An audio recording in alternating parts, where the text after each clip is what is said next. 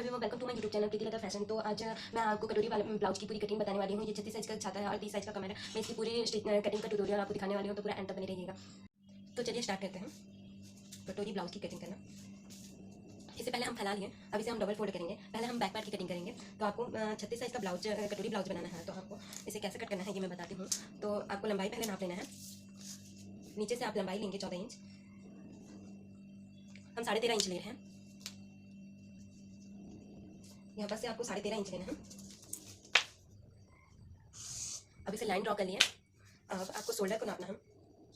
Shoulder को आप 5.5 inch रख लेंगे और आर्म होल को आप 6 इंच रख लीजिएगा। अब इसे हम लाइन खींच लेते हैं। ये हो गया। अब इधर भी हम लाइन खींच लेंगे। अब 36 इंच का 1/4 कितना होता है, तो 9 इंच। अब हम इसे 9 इंच में निशान लगाएंगे और 1.5 इंच हम यहाँ पास एक्स्ट्रा लेंगे। और उसके बाद आपको क्या करना है, आपको कमर को लेना है 30 इंच। 30 इंच का 1/4 होता है 7.5 इंच। तो हम पहले यहाँ पास 7.5 इंच में मार्क करेंगे। अब 1/4 इंच हम यहाँ पास एक्स्ट्रा लेंगे और 1.5 इंच आपको सिलाई मार्जिन ले लेना है। अब यहाँ पास हम इसे लाइन ड्रॉ करेंगे। तो ये लाइन हमने बना लिया है। इसके बाद इसे हम गुनाई कैसे देंगे, तो आपको यहाँ पास 1.5 इंच में मार्क करना है।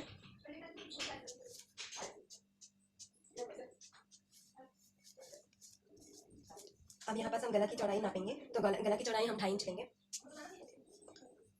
अब गला की लंबाई हम लेंगे 9 इंच। नीचे तरफ से भी हम 2.5 इंच ही ले लेते हैं।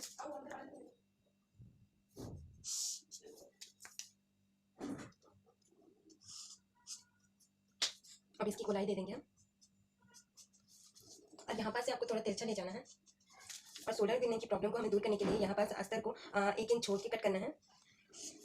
ये ऐसा आपको करना ही पड़ेगा, क्योंकि अगर शोल्डर उतरने की प्रॉब्लम आपको बहुत ज़्यादा होती है तो ये अगर आप ये करते हैं तो आपको शोल्डर उतरने वाली प्रॉब्लम नहीं होगी। अब हम यहाँ पास टच पॉइंट बना लेंगे 4 इंच में और लंबाई हम 4 इंच रखेंगे। अब हम इसकी कटिंग कर लेते हैं।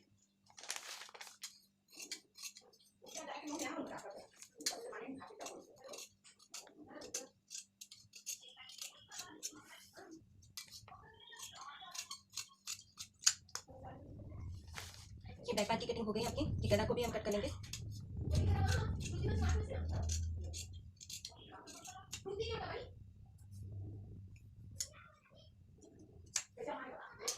अब हम फ्रंट पार्ट की कटिंग इसको रख कर ही करेंगे। अब इसे हम थोड़ा सा ऐसे फैला लेंगे। यहाँ पास हम बराबर कर लेते हैं।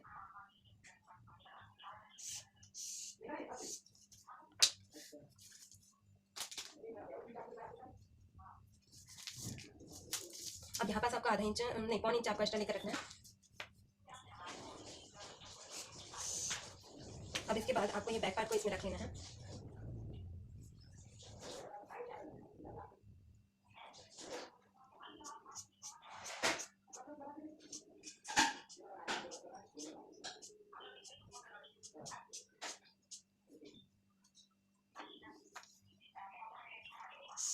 ये लाइन आपको अच्छे से ड्रॉ कर लेना है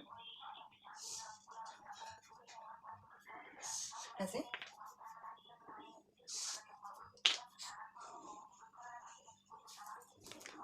यहाँ आपको चौड़ाई यहाँ पास ले लेना है 2 इंच, नहीं 2.5 इंच ही ले लेंगे आप।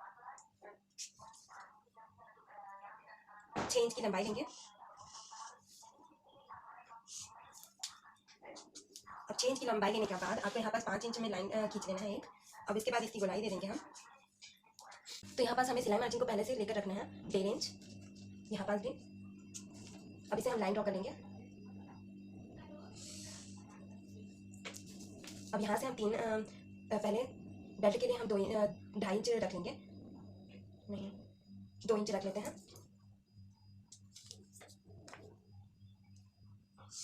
ये बेल्ट के लिए हो गया। अब यहाँ से हमें 3 इंच ले लेना है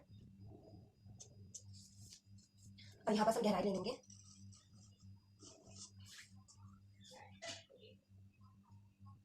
यहाँ से हम 2 इंच ले रहे हैं।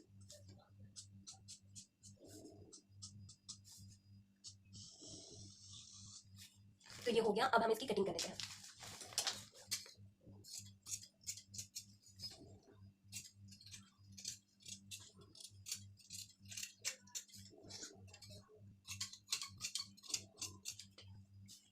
और यहाँ पास आपको आधा इंच लेकर रखना है। बेल्ट के लिए तिरछा होता है इसीलिए यहाँ पास से आप आधा इंच ले लेंगे और ऐसा इसे ड्रॉ करेंगे।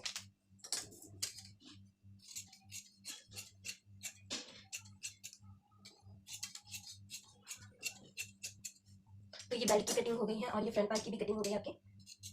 और ये कटोरी की कटिंग हम इसको रख कर करेंगे।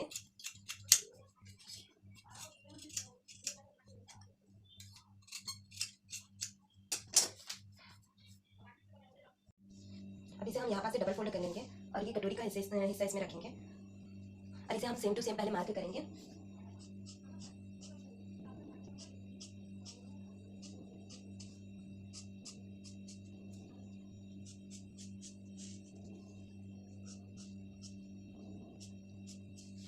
ये हो गया।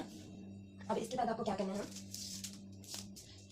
तो आपको यहाँ से ले लेना है 1.5 इंच, यहाँ ले लेना है आपको 1 इंच और यहाँ आपको आधा इंच ले लेना है और यहाँ भी आप आधा इंच ही ले लेंगे। अब इसे हम ड्रॉ कर लेते हैं।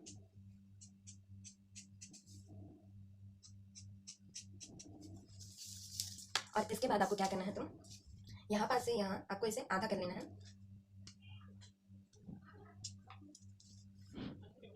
और यहाँ से आपको 1.5 इंच ले लेना है।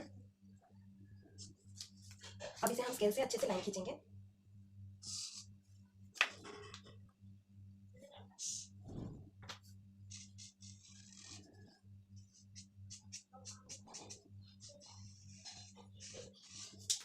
अब इसकी हम कटिंग कर लेते हैं।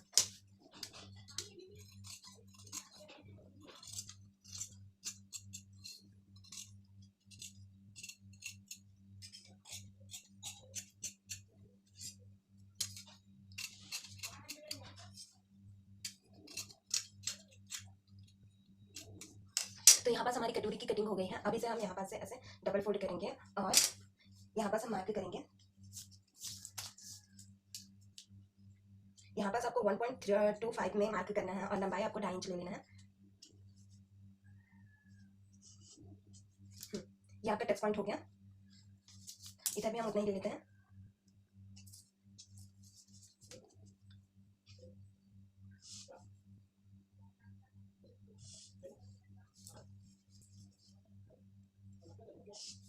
तो ये कटोरी की आपकी पूरी अच्छे से कटिंग हो गई है। अब इसे हम ये पॉइंट को हम कट करेंगे। अब हम आस्तीन की कटिंग करेंगे। अब इसे ऐसे हम डबल फोल्ड कर लेंगे। ऐसा को आप हटा दीजिएगा। इसके बाद हम इसे यहाँ पास को भी कट कर लेते हैं। अब इसे हम डबल फोल्ड कर लिया। अब सिलाई मार्जिन के लिए हम यहाँ पास आधा इंच ले लेंगे। ये आपने आधा इंच ले लिया। उसके बाद आपको इसकी लंबाई को नाप लेना है। तो हम यहाँ पास लंबाई इसकी 5 इंच लेंगे। 5 इंच लेने के बाद आपको इसे लाइन ड्रॉ कर लेना है। अब आपको इसकी मोहरी को कितना लेना है, तो मोहरी को आप लेंगे यहाँ से 5.5। आप 1.5 से 2 इंच आप ले लीजिएगा इसको, आस्तीन को 2 इंच मैंने एक्स्ट्रा ले लिया है। अब यहाँ पास आपको इसे नहीं, यहाँ पास नहीं लेना है। अब 5 का आधा कितना होता है, 2.5 इंच। हम 5 का आधा यहाँ पर 2.5 इंच ले लेंगे। ये हो गया। अब हम यहाँ पास से 6 इंच लेंगे और 2 इंच एक्स्ट्रा ले रहे हैं ऐसे। ये हमने लाइन खींच लिया। अब इसकी हम गुनाई कैसे देंगे, इसकी हम गुलाई ऐसे दे देंगे। अब इसकी गुलाई भी हो गई है। अब इसकी हम कटिंग कर लेंगे।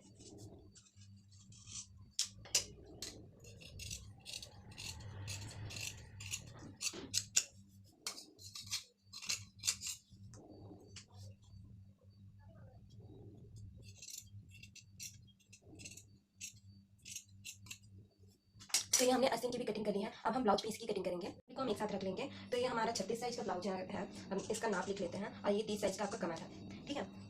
अब ये फ्रंट पार्ट हो गया, ये आपका कटोरी हो गया, ये क्रॉस पट्टी हो गया और आपका आस्तीन। अब हम ब्लाउज पीस की कटिंग कैसे करेंगे ये आपको बताएंगे।